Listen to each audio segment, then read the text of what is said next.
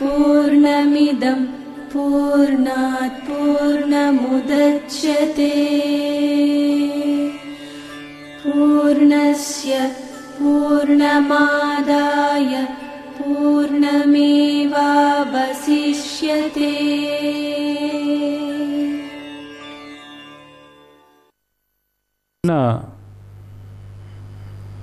మార్పు ఇక్కడ చేసుకోవాల్సి ఉంది. ఈ రోజున ఇక్కడ నేను ఆ దృష్టితో ఉన్నప్పుడు మీరందరూ కూడా ఆ శాంతి అన్నదాన్ని పొందుతూ ఉన్నారు. అయితే ఇది ఇంకా మీరు తేలిగ్గా పొందటానికి, ఇంకా నిరంతరము పొందటానికి ఒక చిన్న మార్పు మీరు చేసుకున్నట్లయితే అది సరిపోతుంది. అదేంటంటే పాత్ర శుభ్రత అనేటటువంటిది. అశుభ వాసనలు పోగొట్టుకోవాలి అనేది మనం ఎప్పటి నుంచో కూడా చెప్పుకుంటున్నాము. అలాగే శుభవాసనలు ఏర్పరచుకోవాలి, అశుభవాసనలు పోగొట్టుకుని శుభవాసనలు ఏర్పరచుకోవాలి. శుభవాసనలు ఏర్పరచుకోవటం వల్ల మనస్సు నిర్మలమవుతుంది. నిర్మలమైనటువంటి మనస్సుతో ఆ పరమాత్మ అనుభూతి పొందటానికి కుదురుతుంది. అశుభవాసనలు ఉన్నప్పుడు, రాగద్వేషాలతో ఉన్నప్పుడు, కాఠిన్యంతో ఉన్నప్పుడు, కఠినంగా మనం ప్రవర్తిస్తున్నప్పుడు, ద్వేషభావనలతో కూరుకుపోయినప్పుడు, పగ, కోపము, అసూయ ఇలాంటి వాటిలతో ఉన్నప్పుడు మనం ఆ అనుభూతిని పొందలేము అన్నది మనకు శాస్త్రాలు చెబుతున్నాయి. దానికి తగ్గట్లుగానే మీలో చాలామంది చాలా వరకు మార్పు చేసుకుంటూ వాటి నుండి బయటపడుతున్నారు. అయితే ఏదైనా సరే మనం ఒక మార్పు చేసుకోవాలి అనుకున్నప్పుడు లోపల ఒక బలం ఏర్పడాలి. లోపల ఒక బలం ఏర్పడ్డప్పుడు, లోపల ఉన్నటువంటి శాంతిని మనం పొందుతూ ఉన్నప్పుడు, ఆ శాంతి యొక్క బలంతో, ఆ శక్తితో బాహ్యంగా ఏదైనా కానీ మార్పు మనం చేసుకోగలుగుతాము. చాలామంది ఆధ్యాత్మిక మార్గాల్లో బయట నుంచి మార్పులు చేసుకుంటూ రమ్మంటారు. బయట నుంచి మార్పులు చేసుకోవటం అనేది సాధ్యపడదు. లోపల ఒక బలం లేనప్పుడు బయట నుంచి చేసుకోవటం కుదరదు. అలాగే కర్మ ఎంతో లోపల జరుగుతుంది. మనసు స్థాయిలో కర్మ ఎంతో జరుగుతుంది. ఆలోచనలంతా కూడా కర్మే అనేది మీ అందరికీ కూడా ఎన్నోసార్లు నేను చెప్పటం జరిగింది. మనో వాక్ కాయాలతో చేసేటటువంటిది ఏదైనా సరే కర్మ అనబడుతుంది. మరి దేహంతో చేసేటటువంటి కర్మ ఎంత కొద్దిపాటి కర్మ జరుగుతుంది. అలాగే వాక్కుతో చేసేటటువంటి కర్మ మనం ఉదాహరణగా అనుకున్నట్లయితే దేహంతో చేసేటటువంటి కర్మ ఒక 5-10% ఉన్నట్లయితే, ఒక 10% కర్మ మనం దేహంతో చేస్తున్నట్లయితే, వాక్కుతో చేసేటటువంటి కర్మ ఒక 20% ఉన్నట్లయితే, మనస్సులో జరిగేటటువంటి కర్మ 70% ఉంటుంది. 70% కర్మ మనస్సులో జరుగుతుంది. మనస్సులో నిరంతరము ఆలోచనలు, గంటకు 5,000 ఆలోచనలు మన మనస్సులో సాగిపోతూ ఉన్నాయి. ఆ 5,000 ఆలోచనల్లో ఎన్నిటిని మనం వాక్ రూపంలోకి తీసుకొస్తున్నాము, ఎన్నిటిని మనం క్రియారూపంలోకి తీసుకొస్తున్నాము అని మనం ఆలోచించినట్లయితే, బాగా తీసుకొస్తే ఒక 10% క్రియారూపంలోకి తీసుకొస్తున్నామేమో, అలాగే 20% వాక్ రూపంలోకి తీసుకొస్తున్నామేమో, మిగిలిన 70-80% కర్మ మనస్సులో సాగిపోతూ ఉంది. ఈ మనస్సులో జరిగేటటువంటి ఈ కర్మను మనం సరిచేసుకోనప్పుడు బాహ్యంగా వాక్కులో కానీ, అలాగే దేహంతో చేసే కర్మ కానీ ఫలితాన్ని ఏది కూడా ఇవ్వదు అన్నది. ఎందుకని? ఏ కర్మ అయినా సరే ఒక ఫలితం అనేది వచ్చి తీరుతుంది మనకు. ఏ కదలికైనా సరే ఆ కదలికకు ఒక ఫలితం అన్నదాన్ని మనం అనుభవించాలి. అంతే కదా, ఇది మీ అందరికీ తెలుసు. ప్రతి కర్మకు కూడా ఒక ఫలితం అన్నది ఉంటుంది అన్నది.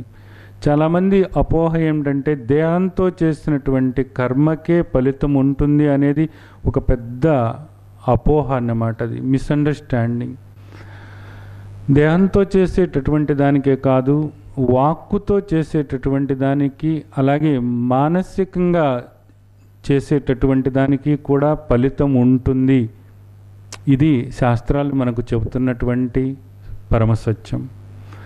మరి ఎంతవరకు కూడా బాహ్యంగా చేసేటటువంటి కర్మ బాగుందా బాగోలేదా, ఇది మనకు మేలు చేస్తుందా కీడు చేస్తుందా అని ఆలోచిస్తున్నారే తప్ప మనం మాట్లాడేటటువంటి మాట మనకు మేలు చేస్తుందా కీడు చేస్తుందా, ఈ మాట్లాడేటటువంటి మాట, ఈ మాట అనేటటువంటి కర్మ ద్వారా వచ్చేటటువంటి ఫలాలు, ఎటువంటి ఫలాలను మనం ఎదుర్కోవాల్సి వస్తుంది, ఎటువంటి ఫలాలు మనం పొందబోతున్నాము అనేది ఆలోచించటం లేదు. అలాగే మనస్సుతో చేసేటటువంటి దాని గురించి అసలు ఎవ్వరూ ఆలోచించటం లేదు. బాహ్యమైనటువంటి కర్మ చేయటంలో అందరూ కూడా ఒక రకమైనటువంటి మంచి చెడులు చూస్తున్నారు. చాలామంది మంచి జరగాలి అనే భావనతో, పుణ్యం రావాలి అనేటటువంటి భావనతో తీర్థయాత్రలకు వెళ్ళటం కానీ, గుళ్ళకి వెళ్ళటం కానీ, దాన ధర్మాలు చేయటం కానీ, వేరే వాళ్లకు సహాయపడటం కానీ, ఇలాంటివన్నీ కూడా ఆచరిస్తున్నారు. దీనంతటి వల్ల కూడా మీకు ఒక 10 మార్కులు పడితే, మరి మాట ద్వారా చేసేటటువంటిది ఇవన్నీ చేస్తున్నారు, దాన ధర్మాలు చేస్తున్నారు, గుళ్ళకి వెళ్తున్నారు, అలాగే రకరకాలైనటువంటి దేహంతో చేసే సహాయాలు చేస్తున్నారు అనుకుందాం. ఈ కర్మ వల్ల, ఈ దేహంతో జరిగేటటువంటి ఈ పుణ్య కర్మ వల్ల మీకు ఒక 10 మార్కులు పడ్డట్లయితే, నోటితో చేసే కర్మ, నోటితో చేసేటటువంటి కర్మ, కొంతమంది విష్ణు సహస్రనామాలు చదవటం అన్నది లేదా సద్గ్రంథాలు చదవటం అన్నది ఇలాంటివి చేస్తున్నారు. అదే నోటితో వేరే వాళ్లను విమర్శించుతున్నారు. అదే నోటితో వేరే వాళ్లను విమర్శించటము, వేరే వాళ్ళ గురించి చెడుగా మాట్లాడటము, అది ఎంత ప్రమాదకరమో బాబా జీవిత చరిత్ర చూసినట్లయితే మీకు అర్థమవుతుంది. 2 వ్యక్తులు అక్కడ లేనటువంటి 3వ వ్యక్తి గురించి మాట్లాడుకుంటున్నారు. అప్పుడు బాబా పిలిచి, అక్కడ చూడు ఏం జరుగుతుందో అని చూపించారు. ఒక పంది ప్రేమగా, ఇష్టంగా అశుద్ధాన్ని తింటుంది, మలాన్ని తింటుంది, నాకుతుందన్నమాట. నువ్వు చేసే పని కూడా అలాంటిదే అని చెప్పారన్నమాట. ఆ మాటలో అంత చెడు కర్మ చేస్తున్నారు. పవిత్రమైనటువంటి ప్రదేశము, సద్గురువు నడయాడుతున్నటువంటి ప్రదేశము, షిరిడీలోకి వచ్చి సద్గురువు చెంతన ఉండి ఆయన బోధ విని తరించాలి అనేటటువంటి ఉద్దేశంతో వచ్చినటువంటి వాళ్ళు, ఆయన ఉన్నప్పుడు, ఆయన అక్కడ ఉండగానే, ఆయన సమక్షంలోనే, ఆయన నడయాడుతున్నటువంటి ఆ పవిత్ర ప్రాంగణంలోనే ఆయనకు సేవ చేస్తున్నాము అని, మానసిక శరీరంతో చేసే కర్మ చేస్తున్నాము అనుకుంటున్నారు. కానీ వాక్కుతో ఏం చేస్తున్నారు? బాబా దాన్ని బయట పెట్టారు. ఇది ఎంత ప్రమాదమో ఆయన దాన్ని అంతగా వర్ణన చేసి చెప్పారన్నమాట. మరి ఈ వాక్కుతో జరిగేటటువంటి కర్మ వల్ల, చెడుగా మాట్లాడటం వల్ల, వేరే వాళ్ళ గురించి చెడుని మాట్లాడటం వల్ల మీకు ఎన్ని మార్కులు పోతాయో తెలుసా? ఇందాక మీరు దేహంతో మంచి కర్మ చేస్తున్నాము అనుకున్నారు, మీకు ఎన్ని మార్కులు పడ్డాయి? 10 మార్కులు పడ్డాయి. నోటితో ఈ విధంగా చెడుగా మాట్లాడటం వల్ల మీకు ఎన్ని మార్కులు పోతాయి? ఇందాక ఏమనుకున్నాము? ఈ కర్మ ఎంత అనుకున్నాము? 20 పాళ్ళు. 20 మార్కులు పోయినాయి.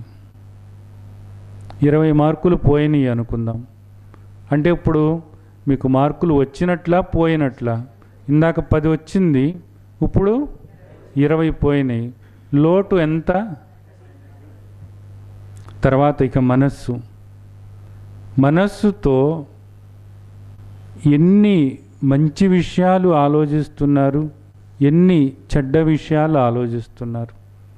ఎదుటి వ్యక్తి గురించి ఎంత చెడుగా ఆలోచిస్తున్నారు, అలాగే ఎంత ప్రతికూలంగా మీ మనస్సుని యాక్టివేట్ చేస్తున్నారు, ఎంత సానుకూలంగా ఆలోచనలు సాగుతున్నాయి అన్నది. ఆత్మభావనకు దారి తీసేటటువంటి ఆలోచనలే సరైనటువంటి ఆలోచనలు అన్నది శాస్త్రం చెప్తుంది.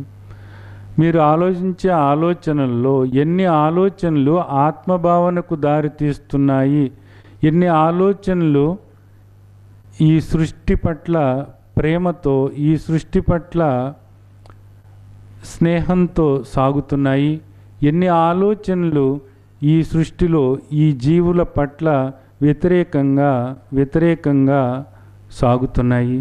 ఎన్ని ఆలోచనలు నీ ముందు ఉన్నటువంటి వాళ్ళను ప్రేమించే ఆలోచనలు సాగుతున్నాయి, ఎన్ని ఆలోచనలు నీ ముందు ఉన్నటువంటి వాళ్ళను ద్వేషించే ఆలోచనలు జరుగుతున్నాయి, ఎన్ని ఆలోచనలు జరుగుతున్నాయి అన్నది ఇది ఆలోచించాల్సినటువంటి విషయం. ఈ విధంగా బేరీజు వేసుకుని చూసినట్లయితే ఆలోచనలు నియంత్రించటము అన్నది ఆ సూత్రం ఏదో తెలవకపోవటం వల్ల ఆలోచనలన్నీ కూడా ఒక ప్రవాహంలాగా మనకు చెడు కర్మనే తీసుకొస్తున్నాయి. చెడు కర్మే ఎక్కువ జరుగుతుంది అన్నది అందరికీ తెలుసు. ఎక్కడ ఉన్నది నియంత్రణ?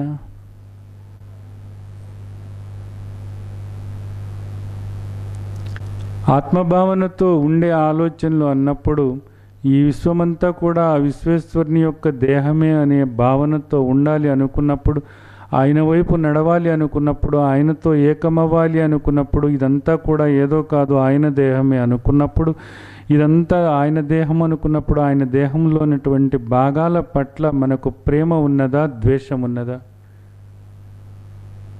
ఈ జీవుల పట్ల మనకు స్నేహభావన ఉన్నదా, వైరభావన ఉన్నదా?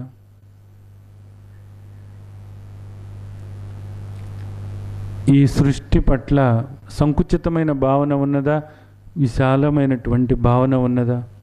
ఇదంతా ఒకటిగా చూస్తున్నామా, ఇదంతా ముక్కలుగా చూస్తున్నామా? ఇదంతా కూడా ఆ దేహమే, ఆ దేహంలోని భాగమే నేను, ఇదంతా కూడా సుఖంగా శాంతిగా ఉండాలి అన్న ఆలోచన చేస్తున్నామా, లేదా నేను నా వాళ్ళే సుఖంగా శాంతిగా ఉండాలి అన్న ఆలోచన చేస్తున్నామా? ఏ ఆలోచన ఎన్నిసార్లు ఎక్కువ వస్తుంది? ఏ ఆలోచనలు మనల్ని నడుపుతున్నాయి నిజానికి? అందుకనే మహాత్ములు ఏం చెప్పారంటే, ఈ మానసిక కర్మ అనేటటువంటిది నీకు చెడు ఫలాలను ఇవ్వటానికి, విష ఫలాలను ఇవ్వటానికి సిద్ధంగా ఉంది. కాబట్టి నువ్వు మనసు స్థాయిలో దాన్ని సరిచేసుకోమని చెప్పారు. మనసు స్థాయిలో సరిచేసుకున్నప్పుడు మన కర్మ సవ్యంగా ఉంటుంది. మనసు స్థాయిలో మనం సరిచేసుకున్నప్పుడు వాక్కు సైతం మారుతుంది. మన స్థాయిలో మనం సరిచేసుకున్నప్పుడు క్రియారూపంలో కూడా మార్పు కలుగుతుంది. ఏది చేయాలో దాన్ని మనం చేయగలుగుతాం. దేని చేయాలో, నిజానికి ఏది చేయాలి? ఈ విశ్వమంతా కూడా ఆ విశ్వేశ్వరుని యొక్క దేహమే అనుకున్నప్పుడు ఈ విశ్వం యొక్క శ్రేయస్సే మనము ఆకాంక్షించవలసినది. ఈ విశ్వమంతా కూడా సుఖంగా, శాంతిగా, తృప్తిగా, ఆనందంగా ఉండాలి అని కోరుకోవటమే మన కోరికై ఉండాలి. దీనికి భిన్నంగా దీన్ని ముక్కలుగా చేసి మనం ఆలోచిస్తున్నప్పుడు ఆ కర్మ మనకు విషఫలాలను ఇవ్వటానికి సిద్ధంగా ఉంది అన్నది మహాత్ములందరూ కూడా చెప్పినటువంటిది. అందుకనే ఏం చెప్పారు వాళ్ళు? శుభవాసనలను పెంచుకోమన్నారు. ఏమిటి ఈ శుభవాసనలు అనేటటువంటిది? మైత్రి, ముదిత, కరుణ, ఉపేక్ష అనేటటువంటిది. ఇవి మనలో ఉన్నటువంటి ద్వేషభావాన్ని పోగొడతాయి, కాఠిన్యతను పోగొడతాయి. అలాగే మనలో ఉన్నటువంటి శత్రుత్వాన్ని పోగొడతాయి. అలాగే మనలో ఉన్నటువంటి రాగద్వేషాలను పోగొడతాయి. మనలో ఉన్న దుఃఖాన్ని పోగొడతాయి. కాబట్టి మీరు శుభవాసనలు ఏర్పరచుకోండి. శుభవాసనలు ఏర్పరచుకున్నట్లయితే మీ పాత్ర శుద్ధి చెందుతుంది. మీరు శుద్ధి చెందినప్పుడు మాత్రమే ఆ పరమాత్మ యొక్క తత్వాన్ని మీరు అనుభవానికి తెచ్చుకోగలరు. అలా కానప్పుడు ఆ తత్వాన్ని అప్పుడప్పుడు పొందటమే తప్ప, అప్పుడప్పుడు తొంగి చూడటమే తప్ప మీరు నిరంతరము ఆ శాంతితో, ఆ నిర్మలత్వంతో, ఆ నిర్మలమైనటువంటి ఆ పరమశాంతితో ఉండటానికి మీకు సాధ్యం కాదు అన్నది పెద్దలు చెప్పారు. ఇప్పుడు మనస్సుతో మీరు ఒక సాధన చేయాలనుకుంటున్నారు. ఏం సాధన చేయాలనుకుంటున్నారు? ఇక్కడ ఏ ఆలోచన తరంగాలు ఉన్నాయో, ఏ శాంతి ఉన్నదో, ఇక్కడ మనసులో ఏ శాంతి ఉన్నదో ఆ శాంతి మీ మనసులోకి రావాలి అనేటటువంటి ఆలోచనతో ఇక్కడ ఉన్నటువంటి నిర్మలమైనటువంటి నిరంజనమైనటువంటి ఆ పరమశాంతి మీ మనసులోకి రావాలి అన్న భావన మీరు చేయాలి అనుకున్నప్పుడు మీరు చేయాల్సినటువంటిది దాన్ని శుభ్రపరచుకోవటం. మీరు కొద్దిపాటిగా దాన్ని కష్టపడి కొద్దిపాటి మార్పు మీరు చేసుకున్నట్లయితే అక్కడ ఒక పాత్ర శుభ్రత అన్నది ఏర్పడుతుంది.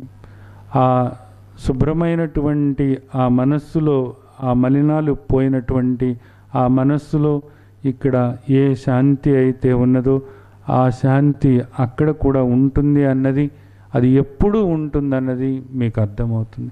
ఆ శాంతితో ఉండి ఈ దేహాలు వాటి పని అవి చేసుకోవటం అన్నది ఒక జీవన్ముక్తావస్థ అన్నది అందరూ కూడా అనుభవానికి తెచ్చుకోవచ్చు. దీనికి మీరు చేయాల్సినటువంటి సాధన కొద్దిపాటి సాధన. అది లోకా సమస్త సుఖినో భవంతు అనేది. లోకా సమస్త సుఖినో భవంతు ఈ భావన చేస్తే చాలు. ఇది మనసు స్థాయిలో. వాక్కు స్థాయిలో నేను చెప్పటం లేదు. ఇప్పుడు మీకు ఏమి మిమ్మల్ని మాట్లాడమని నేనేమి అనటం లేదు. గుర్తుంచుకోండి, మనసు, వాక్కు, శరీరము 3 బాగా గుర్తుంచుకోండి. మనస్సు, వాక్కు, శరీరము మూడిట్లోనూ కర్మ జరుగుతుంది. మూడిట్లోనూ కర్మ జరుగుతున్నప్పుడు నేను మీ నుండి కోరుకుంటున్నది ఈ సమయంలో ఒక్కటే. అది ఏమిటది?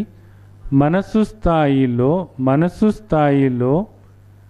అందరూ సుఖంగా ఉండాలి, శాంతిగా ఉండాలి అని కోరుకో చాలు. నువ్వు మాటలో అనవసరం లేదు. ఇప్పుడు నాకు అవసరం లేదు. అలాగే అందరూ సుఖంగా ఉండటానికి కావలసినటువంటి పనులు, సహాయాలు, బాహ్యమైనటువంటి సహకారాలు ఇప్పుడు నువ్వేం చేయొద్దు. నేను కోరుకుంటున్నది ఇప్పుడు మీ నుండి ఒక్కటే. ఇది మీకు సాధ్యపడుతుందా, సాధ్యపడదా? ఒక ఆలోచన చేయండి చాలు. ఒక ఆలోచన. నేను కోరుకుంటున్నది. మిమ్మల్ని మాట్లాడమంటం లేదు. మాట్లాడటానికి మీరు మొహమాట పడవచ్చు.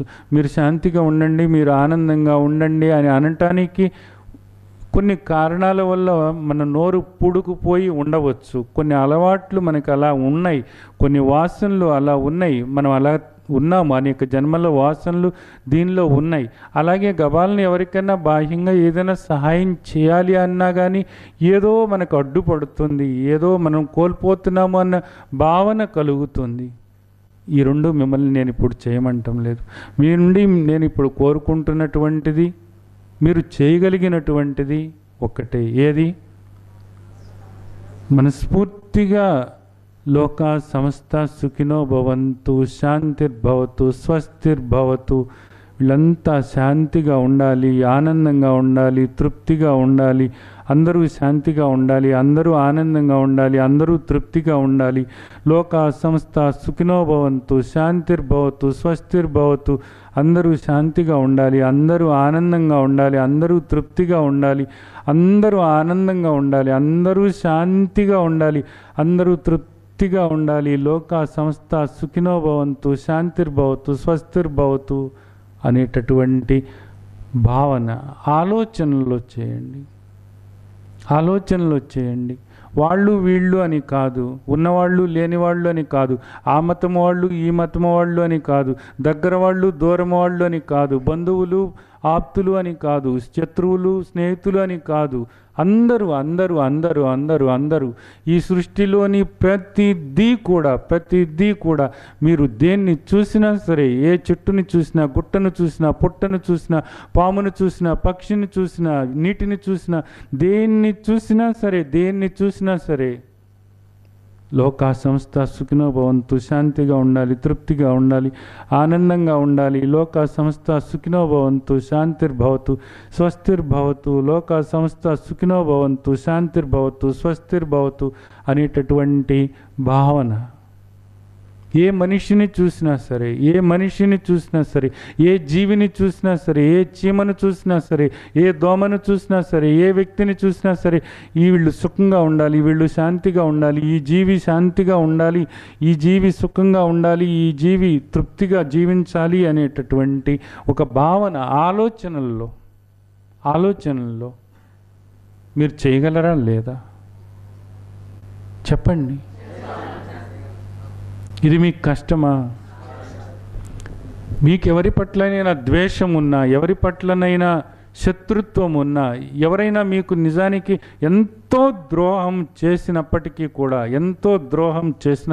కూడా ఆ వ్యక్తిని గుర్తు తెచ్చుకొని అతను కూడా శాంతిగా, తృప్తిగా, ఆనందంగా ఉండాలి, ఆ మహాతల్లి కూడా తృప్తిగా, శాంతిగా, ఆనందంగా ఉండాలి అనే భావన చేయటానికి కొంచెం మీ మనస్సు సంకోచించిన, సంశయపడిన కొద్ది ప్రయత్నం చేయండి. 2 సార్లు అనండి, ఆ అడ్డంకు తొలగిపోతుంది. హాయిగా అనగలుగుతారు. ప్రయత్నించండి, ఇప్పుడే ప్రయత్నించండి, ఇక్కడే ప్రయత్నించండి. ఆ బలం మీకు ఇవ్వబడుతుంది. ప్రయత్నించండి. ఎవరైనా ఉంటే మీ దృష్టిలో అలాంటి వాళ్ళు ఎవరైనా ఉంటే అలాంటి వాళ్ళని ఒక్కసారి గుర్తు తెచ్చుకొని వాళ్ళు సైతం ప్రేమగా ఉండాలి, వాళ్ళు సైతం శాంతిగా, తృప్తిగా, ఆనందంగా ఉండాలి అనేటటువంటి భావన చేయండి. ఒక్కసారి చూడండి, ప్రయత్నించి చూడండి. కళ్ళు మూసుకొని ఈ లోకం అంతా శాంతిగా, తృప్తిగా, ఆనందంగా ఉండాలి. లోకా సంస్థ సుఖినో భవంతు, శాంతిర్భవతు, స్వస్తిర్భవతు. అందరూ శాంతిగా, ఆనందంగా, తృప్తిగా ఉండాలి. అందరూ శాంతిగా, ఆనందంగా, తృప్తిగా ఉండాలి. ఎవరు నీ ముందుకు వచ్చినా, ఏ సన్నివేశం ముందుకు వచ్చినా, ఏ జీవి నీ ముందుకు వచ్చినా, ఏ జీవి నీకు గుర్తు వచ్చినా, ఏది చూసినా, ఏ సినిమా చూసినా, ఏ టీవీలో ఏ వ్యక్తులను చూసినా, నీవు ఏది చదివినా, ఏ వ్యక్తి గురించి చదివినా, ఏ జీవి గురించి విన్నా, నీవు అన్నీ శాంతిగా ఉండాలి, తృప్తిగా ఉండాలి. ప్రతి చెట్టు కూడా తృప్తిగా ఉండాలి, ప్రతి చెట్టు కూడా ఆనందంగా పెరగాలి, శాంతిగా ఉండాలి, తృప్తిగా ఉండాలి. ఈ విశ్వంలో ప్రతిదీ కూడా శాంతిగా, తృప్తిగా, ఆనందంగా ఉండాలి. లోక సంస్థ సుఖినో భవంతు, శాంతిర్భవతు, స్వస్తిర్భవతు. అందరూ శాంతిగా ఉండాలి, ఆనందంగా ఉండాలి, తృప్తిగా ఉండాలి అనేటటువంటి భావన. అలాగే మీకు ఎప్పుడైనా ఎవరైనా ఇబ్బంది కలిగించిన అలాంటి వాళ్ళని ఇప్పుడు గుర్తు తెచ్చుకోండి. అలాంటి వాళ్ళ గురించి ప్రార్థించండి. వాళ్ళు సైతం శాంతిగా ఉండాలి, వాళ్ళు సైతం తృప్తిగా ఉండాలి, వాళ్ళు సైతం ఆనందంగా ఉండాలి. లోకా సంస్థ సుఖినో భవంతు, శాంతిర్భవతు, శాంతిర్భవతు. అందరూ తృప్తిగా ఉండాలి, ఆనందంగా ఉండాలి అనేటటువంటి భావన.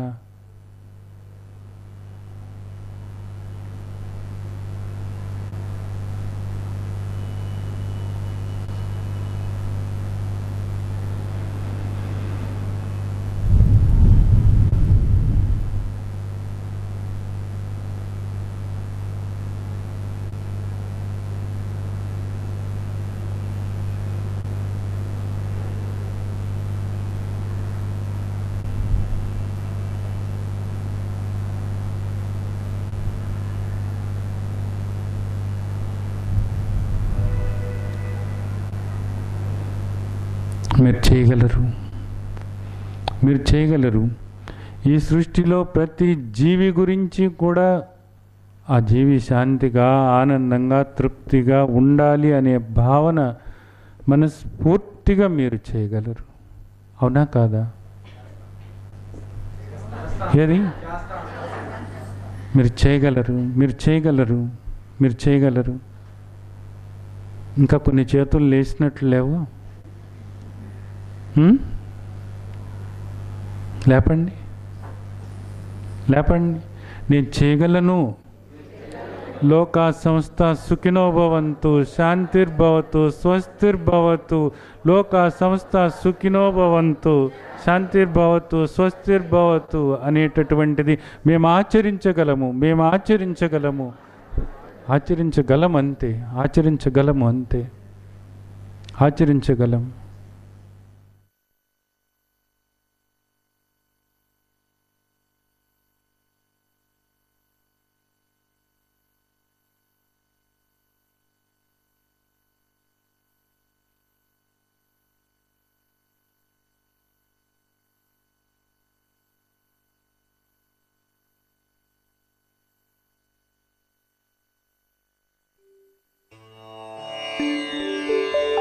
लोका समस्ता सुखिनो भवन्तु।